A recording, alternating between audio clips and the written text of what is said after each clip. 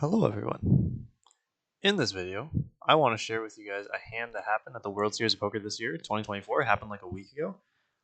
It's a really sick hand, and I wanted to kind of show it off and show my reactions and talk through it and what they're thinking maybe. It's a really sick hand. Obviously, I've never done a video like this before. I've only ever uploaded like my own online poker highlights, so do let me know if you enjoy this kind of stuff. And yeah, let's check out the hand. Alright, so I haven't actually watched this hand before. I read a thread on it, and I know what the action is and what actually takes place in this hand, but I've never actually watched it, so this will be my first time watching it. Let's go ahead. So these two guys are heads up for like some tournament win. I can't remember exactly how much they're playing for, here with the jack but deuce, 7-5 off. so yeah, it's a 2,500 buy-in. Jack 2 offsuit limp. 7-5 offsuit check. They're both like the same stack depth or like very close.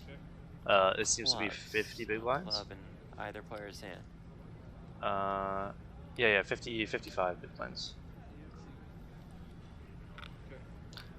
Very easy check on the flop.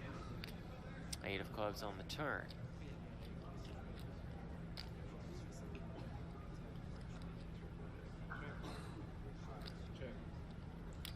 Another check on the turn. Oh, here's where it gets Deuce interesting. of clubs on the Flush on the river. board. Both of them have a flush. Both of them are playing the board. Any club in their hand would give them a better flush than the board, but neither of them have one.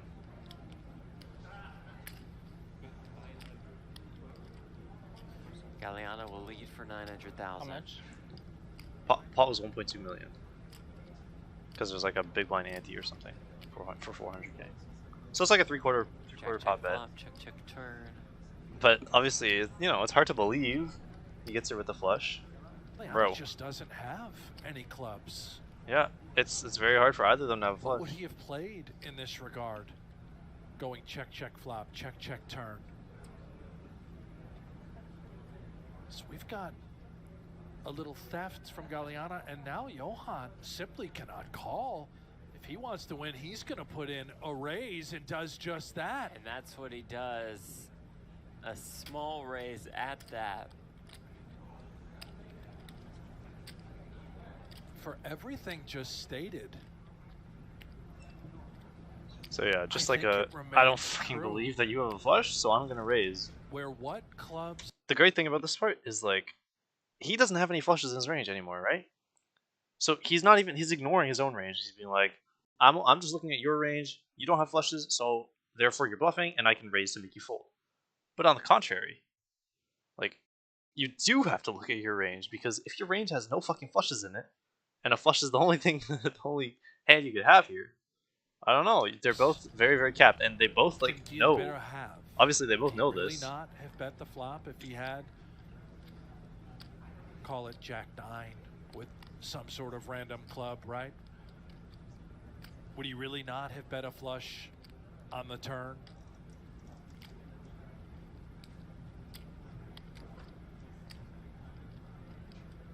And there's just simply no way for Galeana to call, right? The only decision is, okay, I could raise, or excuse me, I could fold now, or I could raise once more. This is very bizarre. It's a game of chicken between both players. A game of chicken, Who very will jump out of the way first? very well identified.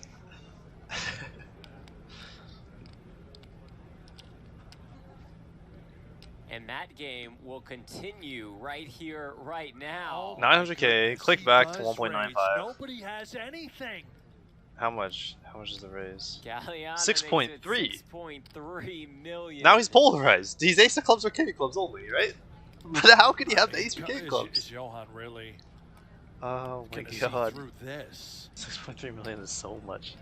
He's polarizing himself to like an ace of clubs, right? Imagine somehow ignore This how would be you so got hard here, to can't flop, fathom turn, whatever. pulling the trigger You get here with the and jack of clicking it clubs, back. and you bet and you This get raised should on the be river. one of the You're just gonna sickest fucking plays snap call, right? You're not gonna we've ever re-raise. seen. For what? You're trying to get call back. So by re-raising to 6.3 million, he's actually stripping out a huge portion of his range. Literally, I would say, in my opinion, his entire range, except for the ace of clubs and bluffs. But how could he have the ace of clubs, right? Again, it's like it's a limp pot check, but you don't see bet the board, or you don't like stab with ace of clubs. You don't bet the nut flush on the turn. It's so polarizing. Not just the size in particular, but just the fact that you raise over every raise. I know he takes his time. This one is necessary though, because I believe he is genuinely considering something heroic. So sick.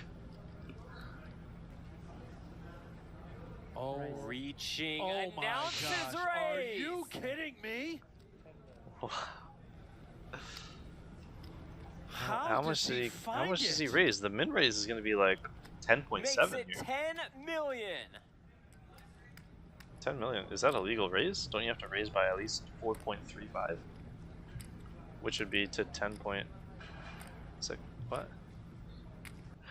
They both know that you're not. Oh my god.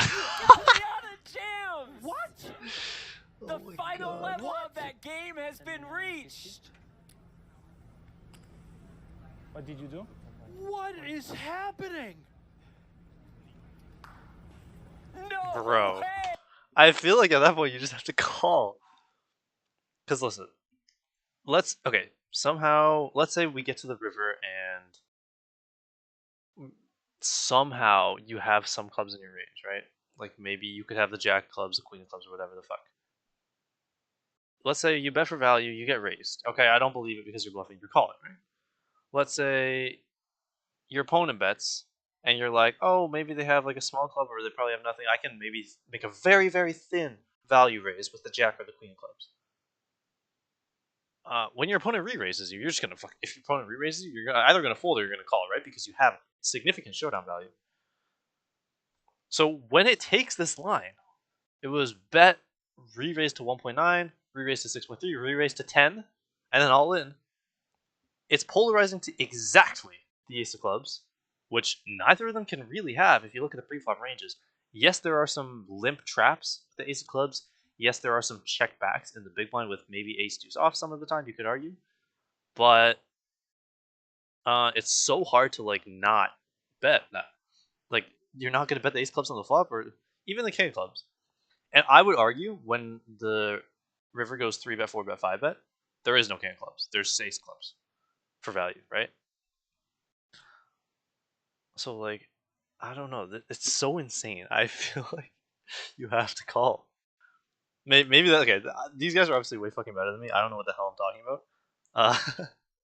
But I don't know. I just really want to share this hand because it's so sick. Like, dude, these guys. So the guy bet 10 million. He popped it to 10 million, which is half a stack, and a quarter of the chips in play. They each have 20, and then just like snap folded to an all in. But it's so insane because they both know that the other one can't have jack fucking shit. Which is why you'll never see this kind of insane raising in any other situation. Because it'll usually be like some sort of situation where, okay, your opponent can call with worse, or your opponent can fold these types of hands. But in this case, it's just like, you cannot have the hand you are representing. And they are both thinking that about each other's hand. So that's why it goes raise, raise, raise, raise, raise, and then to fold at the end, I mean, like, it's probably okay, right? Like, it's obviously not impossible that the ace of clubs managed to check, whatever, you know? It's possible, but it's just so unlikely that this guy was willing to put half his stack on it and not follow through. That's nuts. Hey! No way! Siete alto. That's one of the best bluffs in World Series of Poker history. Antonio Galeana taking it to the streets. The 5-bet jam. That's so nuts. Like, even the guy who folded knows that he either just lost to the ace of clubs or literally an airball. That's it. And I mean, oh my god, it's so easy to put him on a bluff when you can't have shit. But also, it's easy for your opponent to put you on a bluff when he can't have shit. It's just, I really like that the caster or commentator or whatever said it was a game of chicken, because that's literally it. They're both like, nope, you don't have a hand. Even though I don't have a hand, you don't have a hand. and they're both thinking this about each other's hand. So yeah, that's gonna be all. That's the hand I wanted to show. Hope my commentary wasn't too annoying, and yeah, have a good day.